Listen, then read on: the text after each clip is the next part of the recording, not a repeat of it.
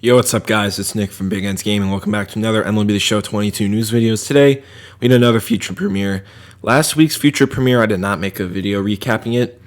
It was the Nintendo Switch feature premiere, and it was very short, and it didn't really have any new information. So I just didn't make a video on it. So that's the only reason why I haven't posted since the MLB The Show Awards, is because there hasn't been any news, and there wasn't a coach video on Tuesday. So yeah, anyways, they just wrapped up their feature premiere on gameplay, and there's a lot that they gave us, a lot that is pretty promising in my opinion. So the first thing that I'm going to talk about is with custom practice. So in custom practice, they added fielding, so you can player lock on someone while he's in the field, and you can say, hey, I want them to hit ground balls short because my road to the show player is a shortstop, and I need to practice that in custom practice. I never really use custom practice, I'm going to be honest, but it's a nice feature to have. But I think that, any new addition to custom practice is cool. They also had reset play. You press R3, I think it is, or whatever it is on Xbox, the right stick. I think it's just what it's called. Or Nintendo Switch. What is it called on Nintendo Switch? No idea what it's called on Nintendo Switch, but you get the point. Right stick, you can reset the play as many times as you want. Moving on from custom practice and into the new difficulties. If you play the tech test, you would have noticed that they added 2 new difficulties. They're called Amateur and Minors. They are harder than Beginner, but easier than Rookie. So basically, they're really, really easy, and they said that they just wanted to add new difficulties for the new players on Nintendo Switch and new people from Xbox who did not play last year. I'm never going to use it because I've been playing the game for like 7 or 8 years, and I make World Series, so like why would I ever use those difficulties? But it's a cool addition for the new players. They also said that they revamped dynamic difficulty. I mean, they didn't really say much about it, but it's just in my bullet notes, so I'm just going to read it off to you. Next, they talk about the dynamic PCI. So this was definitely something in the tech test, and if you did not see, I don't know where you've been. You've probably been living under a rock. But basically, with the dynamic PCI, the PCI is going to shrink, and it's going to do that when you move it farther away from the zone. So let's say your PCI is below the strike zone. It's going to shrink. Not a drastic amount, but it's going to shrink, and it's going to make it harder for you to hit balls efficiently. And they also said that if you have a lower contact rating on your player, the higher the decrease. So if you're using Tony Gwynn, it's probably going to decrease a minimal amount. But if you're using Aaron, I was about to say Aaron Judge, but his contact honestly isn't that bad. If you're going to be using Joey Gallo, that's going to be a big difference. So that's a new thing with the PCI, which I like.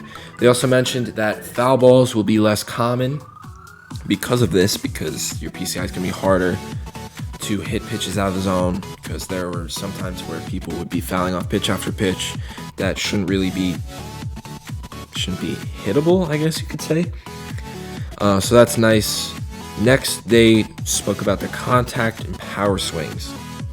So the contact swing was nerfed, and basically, if you use your contact swing outside the zone, your efficiency is going to go down, and you're already going to have the new dynamic PCI decrease. So the contact swing got nerfed.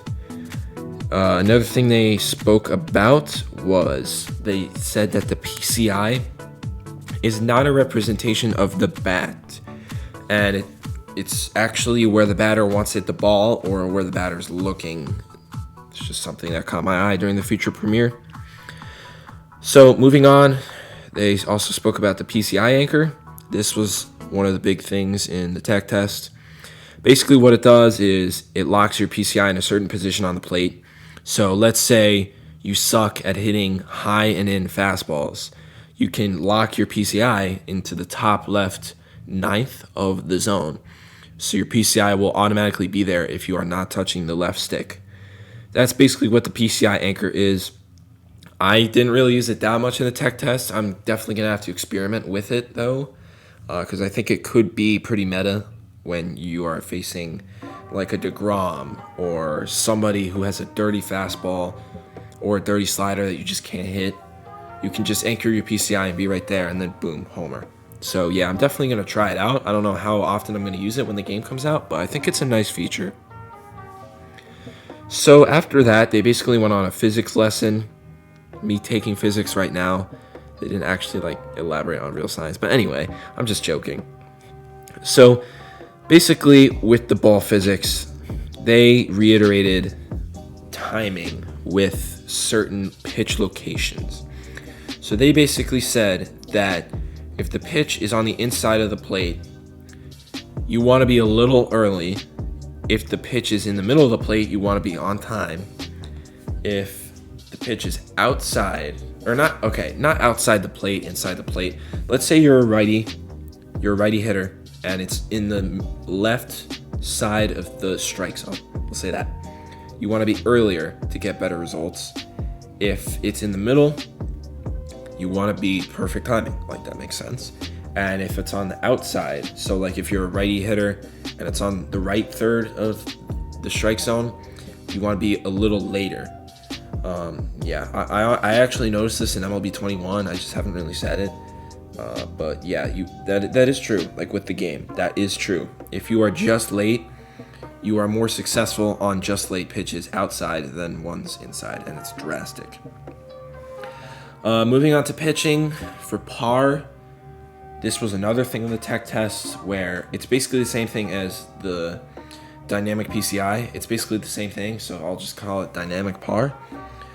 So basically, excluding 4-seam and 2-seam fastballs and cutters, when a pitch is located up in the zone before you start your motion on pinpoint or whatever you use, the par is going to increase drastically, and it is a big difference.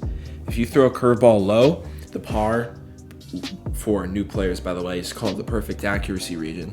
It's the little shadow around the baseball that shows if you get a perfect release, that's where the ball can go. So that's what par is, if you didn't know. But basically the par drastically increases when you try throwing any pitch besides a 4-seam, 2-seam, or cutter higher in the zone, because in real life pitchers don't typically throw those pitches high in the zone, including a sinker. So they're trying to nerf high sinkers, which I honestly don't even throw anymore in 21. I just throw 4-seams. I think high sinkers are just kind of pointless anyway, so it doesn't really affect me. So yeah, the next thing is probably the most important one, and that is that they could completely nerfed Outlier. If you don't know what Outlier is, it's a quirk for pitchers which allows them to throw over 100 miles an hour. And yeah, it was so overpowered on the higher difficulties. On All-Star, it doesn't really make a huge difference because it's All-Star. The PCIs are huge. But on Hall of Fame and Legend, those are the pitchers you're gonna want to use in MLB The Show 21. I think 4 out of my 5 starters have Outlier Quirk. No, Kluber doesn't. Okay, but 3 out of my 5 starters have Outlier Quirk, and the others, I just love their card because of their pitch mix. But yeah, Outlier Quirk is definitely OP in MLB The Show 21, and they said that they nerfed it, where basically it has a higher accuracy penalty. So basically the pars are bigger than last year for people with Outlier, and there's a small velo decrease. So those pitches that have Outlier Quirk on them are going to be a little slower than MLB The Show 21. So they basically just nerfed Outlier, which I'm fine with. I hate facing people who have Outlier, but I love pitching with them. So it's kind of, you got to give some to take some, if that even makes any sense what I just said. But yeah, so they nerfed Outlier. I'm kind of happy about it, to be honest. So moving on, they said that off-speed pitches are going to be easier to get a perfect throw on, and fastballs are going to be harder to get a perfect timing on your pinpoint or whatever you're using. I think that's pretty good, because that's just another way to stop people from spamming fastballs. But yeah, I think that makes sense. Now we're going to talk about fielding, and more specifically throws. This was another thing in the tech test. I don't know why I keep saying that, because they were pretty much all in the tech test, because it's beta version of the game. But basically, you remember when in MLB The Show 21, you have a throw meter and you're throwing home and it has like a perfect spot in the middle? Well, that's now on throws to every single base. I think that's very good. It just makes the user talent that much more important. Where basically if you get a perfect throw, you can do it to any base and it will be just boom, perfect. I like that. Next, or also one more thing about that is arm accuracy is valued more. So if your arm accuracy rating is higher, your perfect, I don't want to say perfect accuracy region because that's par for pitching, but like the spot on the meter that is registered as perfect is going to be bigger if you have a bigger arm accuracy attribute. So yeah, that's basically what it means. Now talking about fielding. Basically, they told us to preload our throws, and they're basically just saying, do your throwing meter before you catch the ball because that will result in better animations no matter what the fielding rating is. That's very important. I always preload my throws. I think that's pretty true. They also said that where in MLB The Show 21, when you have like a guy who's sort of lollygagging to the ball and it's like taking you forever, it's because the fielder has a bad fielding rating. They're basically saying that the higher your fielding rating is, the more animations you'll get, and the better chance you will get an animation that will get the ball off quickly. And that is pretty much it regarding gameplay. The last thing I'm going to mention is the new legend that they announced this morning.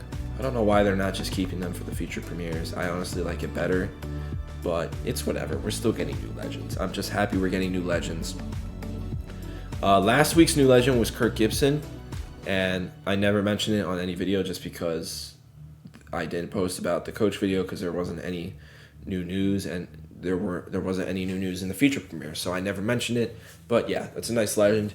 Probably the weakest one we've gotten so far, but it's still a good legend to have. Any new legend is a good legend, in my opinion. Like, getting more variety of classic MLB players is just good for the game. But today's new legend, another Philly legend, Chase Utley.